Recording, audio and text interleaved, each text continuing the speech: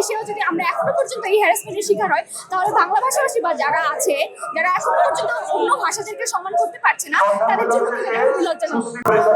নির্বাচন তো আসলে শেষ এবারের মতো।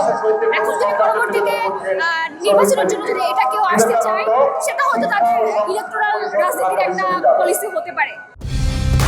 কালার এক্সপার্ট, জর্জ স্যাপ এবং মাইল্ড অন হ্যান্ডস টেকনোলজি সমৃদ্ধ অরিক্স ক্রিস্টাল ওয়াশ আপনার লন্ড্রি এক্সপার্ট। তো আমি জানি না আসলে তারা কোন স্ট্র্যাটেজি ফলো করে এখানে আসছে, বাট আমার কাছে মনে হয় যে আমি যেটা ধারণ করি, আমার ভাষা কিন্তু বাংলা না, আমার মাতৃভাষা চাকমা, রাষ্ট্রভাষা কিন্তু বাংলা। এই জন্য আমি মনে করি যে আমার রাষ্ট্রভাষা বাংলার প্রতি আমি যেরকমটা সম্মান করি, এখানে বাংলা ভাষাভাষী যারা আছে তারাও অন্য যে সব জনগোষ্ঠী আছে, চাকমা, বাংলা, ত্রিপুরা, বঙ্গালী, যত ধরনের ভাষা আছে তাদের সবাইকে সম্মান করা উচিত। আমরা কিন্তু এখন রাস্তাঘাটে যখনই বের হই, আমাদেরকে কিন্তু চুপচাপ বলে অনেক ধরনের হ্যারাসমেন্ট করা হয়।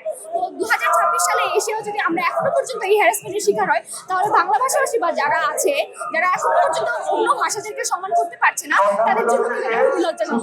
প্রথমবারের মতো শহীদ মিনারে দাঁড়াতে আসছে, সেটা নিয়ে আমি কমেন্ট করবো না, কারণ 52 সালে যে ভাষা আন্দোলনটা হয়েছিল, তো এই রাষ্ট্রভাষা বাংলা করার জন্য এতগুলো মানুষ যখন জীবন দিল, তো 52 সাল থেকে আসলে ভাষা শহীদদের প্রতি সম্মান করা উচিত।